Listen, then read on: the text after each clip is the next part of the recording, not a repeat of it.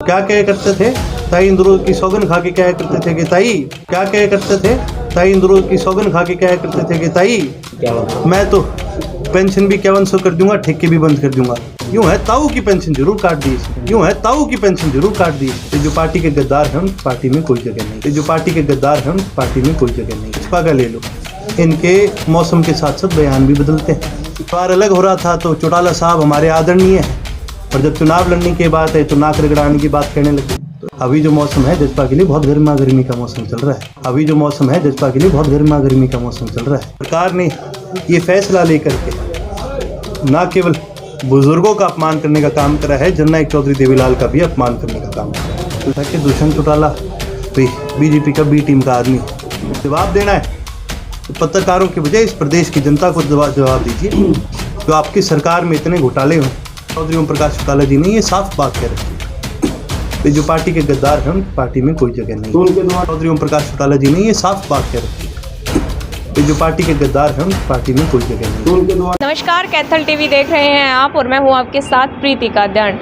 इलाहाबाद चुनाव जीतने के बाद इनेलो अब अपने संगठन को मजबूत करने पर लगी हुई है। जिस तरह से भाजपा ने मंडल स्तर पर अपनी टीमें गठित कर रखी है, उसी तरह से अब इनेलो भी बूथ लेवल पर अपने कार्यकर्ताओं को खड़ा करेगी।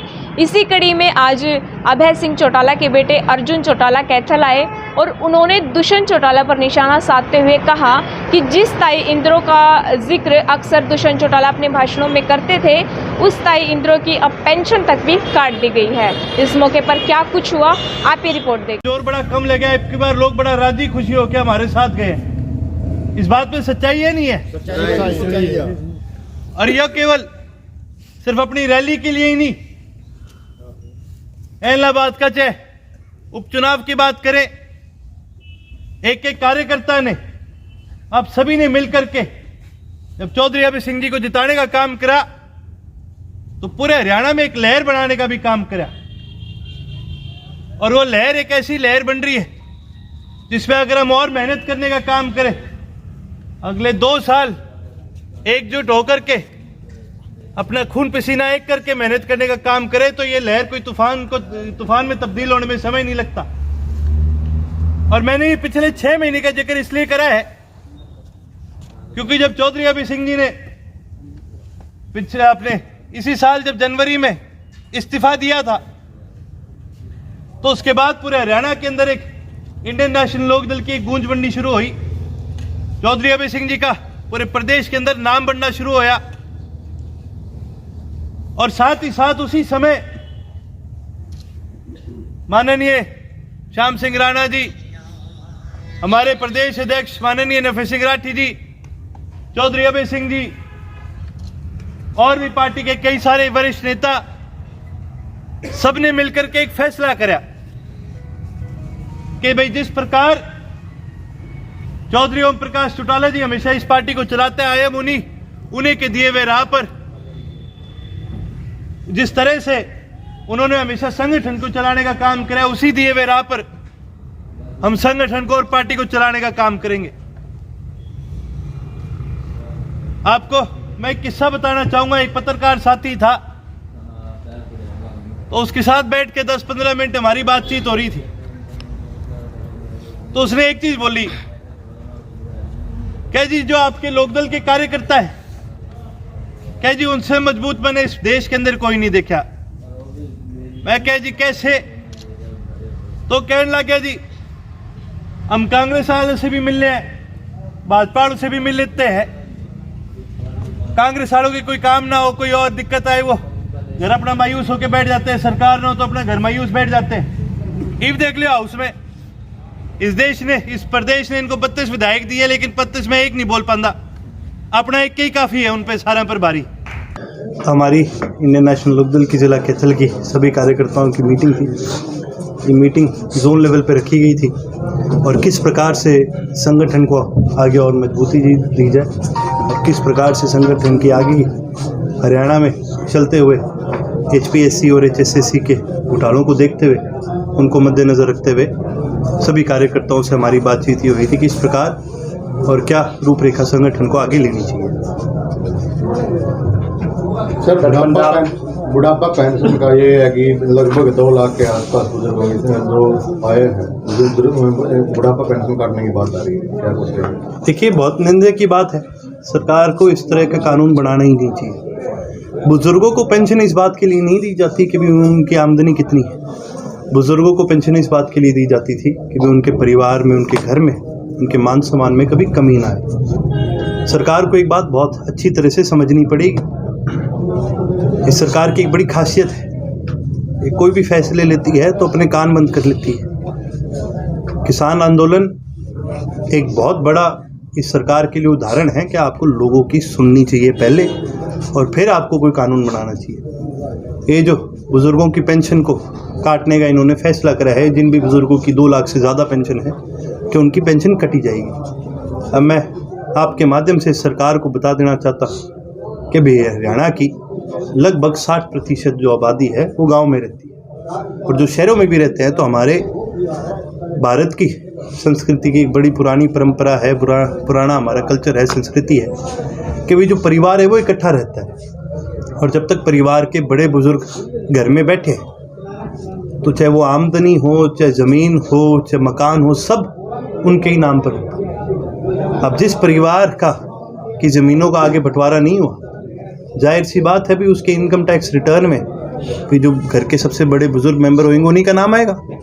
तो बहुत जाहिर सी बात है कि भी 2 लाख से ज़्यादा हो सकती है आमदनी, पर इसका मतलब ये नहीं है कि उनके बुजुर्ग की अकेले की आमदनी 2 लाख है। वो 2 लाख आमदनी पूरे परिवार की होती है।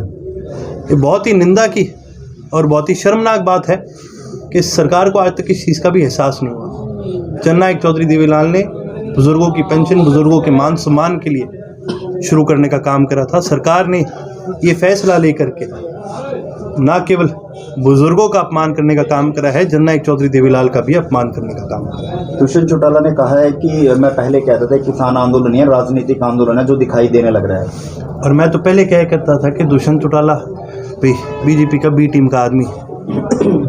आज इन्होंने मिल करके ये जो फैसला करा है, बुजुर्गों क्या कह करते थे, ताई इंदौर की सौगन खा के क्या करते थे कि ताई मैं तो पेंशन भी 5100 कर दूंगा, ठेके भी बंद कर दूंगा। ठेके काम के पास और खोल दिए और हाँ यूँ है ताऊ की पेंशन जरूर काट दी इसने। तो ये जो बात करते हैं किसान आंदोलन की, इनसे ज़रा ये तो पूछो, अगर इतना ही आपको लग रहा था ये ढकोसला है तो फिर क्यों भी आपने कानून वापस लिए? और भैया अगर कोई किसान संगठन भी चुनाव लड़ना चाहता है तो ना तो उनके पास ये ताकत है कि वो रोक दे किसी को, ना आप में है ना मेरे में। ये ताकत केवल और केवल जनता के पास है। उनको जवाब जनता देने का काम करेगी, आपका काम जवाब देना नहीं है। अगर आपने जवाब देना है तो पत्रकारों के बजाय इस प्रदेश की जनता को जवाब दीजिए। जो आपकी सरकार में इतने घोटाले हुए, जो आपके डिपार्टमेंट में इतने घोटाले हुए, उनका जवाब देने का काम कीजिए। पारिवारिक होने की बात चल रही है बार बार, क्या 1 तारीख को कह रहे हैं? बात कब नहीं होती थी, रोज कोई ना कोई आके कोई बात कर देता है। तो जैसे कि हमने पहले भी ये बात कह रखी है और चौधरी ओम प्रकाश चौटाला जी ने ये साफ बात कह रखी है, जो पार्टी के गद्दार हैं उनकी पार्टी में कोई जगह नहीं। तो उनके द्वारा अब तक कहा नहीं गया पारिवारिक होने के कारण? किनके द्वारा? अजय चौटाला के। कहाँ के हमने? आपके आगे क्या होगा जी, हमारे आगे परिवार में अजय चौटाला ने भी बयान दिया है कि बोला है कि जनवरी में वो भी हो जाएगा अगर ओम प्रकाश चौटाला जी चाहेंगे। आप एक चीज़ देखिए, अजय चौटाला जी का या जजपा का ले लो, इनके मौसम के साथ साथ बयान भी बदलते हैं। ये क्या कह रहे थे कि भाई जब कृषि कानून आए हैं इनके अंदर संशोधन हो जाएगा, हटेंगे नहीं, हट गए तो वाह मोदी जी क्या गिफ्ट दे दिया आपने हमें। जब परिवार अलग हो रहा था तो चौटाला साहब हमारे आदरणीय हैं, और जब चुनाव लड़ने की बात है तो नाक रगड़ाने की बात कहने लगे। तो इनके तो जी मौसम के साथ भाषण भी बदलते हैं, इनके मौसम के साथ बयान भी बदलते हैं। अभी जो मौसम है जजपा के लिए बहुत गर्मी का मौसम चल रहा है, तो इनको चाहिए कि भी कोई थोड़ा सा हमें सहारा मिल जाए। तो क्या लगता है सर आपको ऐसे बयान क्यों दे रहे हैं? तो आप बताओ, आपने देखा होगा गाँव में इनका क्या हाल है। जब इनके नेताओं को कोई चाहता नहीं, जब इनका विरोध इतना हो रहा है तो भी वो तो फिर कहीं ना कहीं अपनी पुरानी गलतियों को मानेंगे। फोटो वायरल कर रहे हैं सर चौटाला साहब के साथ। मैं कहता हूँ एक चीज़ बताओ जी, आप भी अपने दादाजी से मिलते होगे, पैरों के हाथ लगाते होगे जी, आपने करी कभी वायरल? क्या जरूरत ऐसी पड़ गई कि भी ये फोटो भी वायरल करनी पड़ रही है? क्या जरूरत ऐसी पड़ गई कि ऐसी तरह के टैग लगाने पड़ रहे हैं? ये सारा इनका रोज का ही काम है। इन्होंने और कुछ नहीं। इन्होंने तो एक राजनीति करनी है, इन्होंने तो एक शोबाजी करनी है, और ये आज से नहीं करते आ रहे, ये पहले से करते आ रहे हैं। और यही चीज़ें हैं जो किसी भी संगठन को ना तो पसंद है ना। आप ग्राउंड पे काम करो, लोग अपने आप आपके साथ लगेंगे, आपको ये सब हथकंडे करने की फिर जरूरत नहीं पड़ेगी। इनेलो पंजाब में अपना रोल हमेशा अदा करती रही, अब की बार इलेक्शन देखिए जी, ये फैसला चौधरी ओम प्रकाश चौटाला जी का है, चौधरी अभय सिंह जी का है।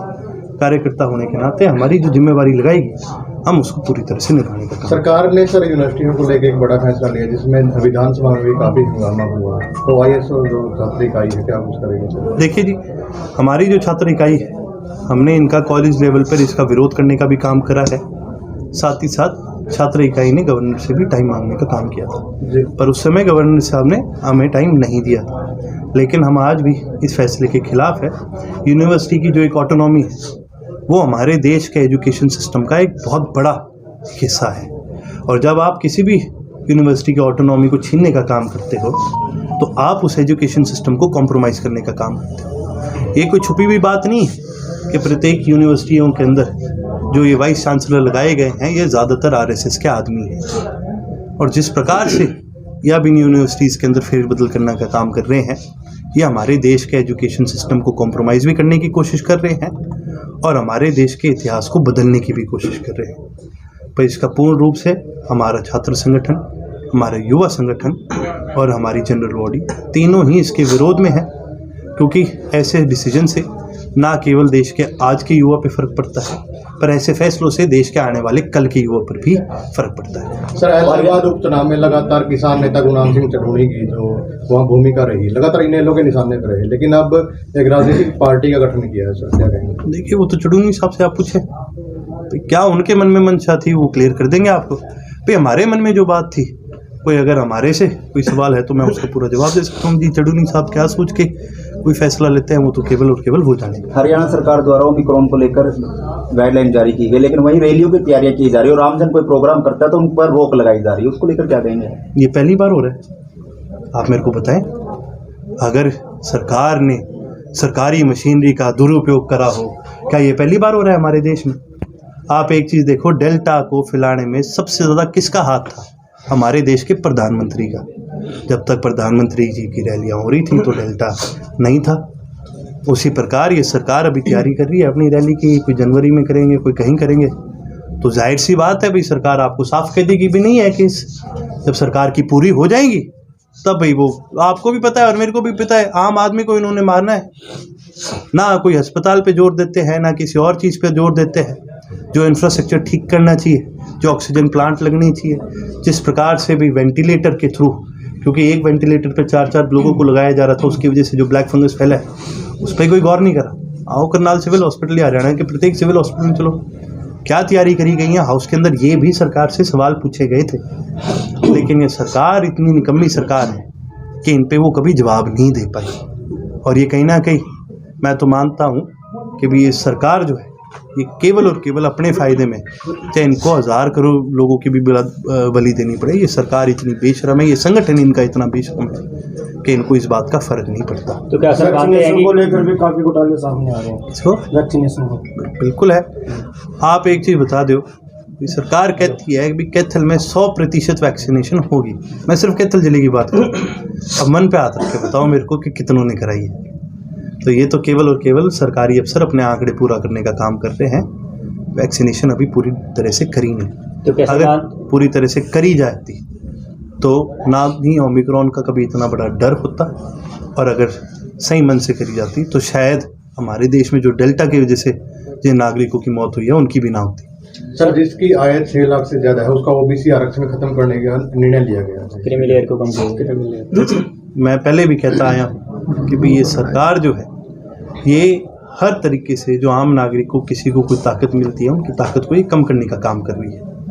ये कोई बड़ी बात नहीं है जब ये बुज़ुर्गों की पेंशन काट सकते हैं, जब ये गरीबों के गैस के सिलेंडर की सब्सिडी ख़त्म कर सकते हैं। आपको याद है क्या नारा लगाया था? आधे देश को कह करते थे आप अपनी सब्सिडी छोड़ दो तो मैं गरीबों को दे दूँगा। फिर उसके बाद जब लोगों ने अपनी सब्सिडी छोड़ दी तो इन्होंने गरीबों की भी लेने का काम करा। ये उसी तरह से आज ये 6 लाख से ज़्यादा पर काटने का काम करेंगे, फिर ये 4 पर ले आएंगे, फिर ये 2 पर लेंगे और फिर इस तरह से पूरी तरह से काटने का काम करेंगे। ये सरकार केवल और केवल अपनी खुद की सोच पर चलती है, ना तो ये जनता की सरकार है, ना इस देश की सरकार है। सर, कोरोना वायरस की बात करते हैं तो सरकार जो है अपने तरीके से, लोगों का कहना है, कई बार बात होती है कि अपने तरीके से लोग जो लॉकडाउन लगाती है अपने तरीके से ही कोई गाइडलाइन जारी करती है। एम्प्लॉयमेंट देने के लिए नाम और रजिस्ट्रेशन कराना चलो ठीक है, बढ़िया बात है, पर अगर एम्प्लॉयमेंट ही देनी थी तो जो पेपर लीक हो रहे हैं इतने सारे, उस पर भी तो रोक लगाई जा सकती थी। अगर एम्प्लॉयमेंट देनी होती तो आज हरियाणा प्रदेश 35% से ज़्यादा अनएम्प्लॉयमेंट। उससे भी आपको चौंकाने वाली एक बात बताता हूँ। जब चौधरी ओम प्रकाश चौटाला जी मुख्यमंत्री थे, लास्ट दिन जब वो मुख्यमंत्री थे, तो हरियाणा प्रदेश का बजट, हरियाणा प्रदेश का रिजर्व पैसों का 600 करोड़ सरप्लस में था। यानी आने वाली सरकार को चौधरी ओम प्रकाश चौटाला जी 600 करोड़ रुपए इस प्रदेश की सरकार के खाते में दे करके गए थे। आज हरियाणा प्रदेश का जो फाइनेंशियल जो सिचुएशन है 2 लाख करोड़ के कर्जे में है। 2 लाख करोड़ का कर्जे का मतलब है आपके ऊपर भी और मेरे ऊपर भी, इस प्रदेश के प्रत्येक युवा के ऊपर, प्रत्येक नागरिक के ऊपर, इस प्रदेश के हर नागरिक के ऊपर 2 लाख रुपए का कर्जा है। ये सरकार रोजगार दे रहे न दे रही ये मेरे को नहीं पता, पर इस सरकार से सवाल करने वाला ये है कि जो आपके ऊपर जो कर्जा लगाया है इस सरकार ने 2 लाख रुपए का, फिर वो किस प्रकार से पूरा करेगी। धन्यवाद।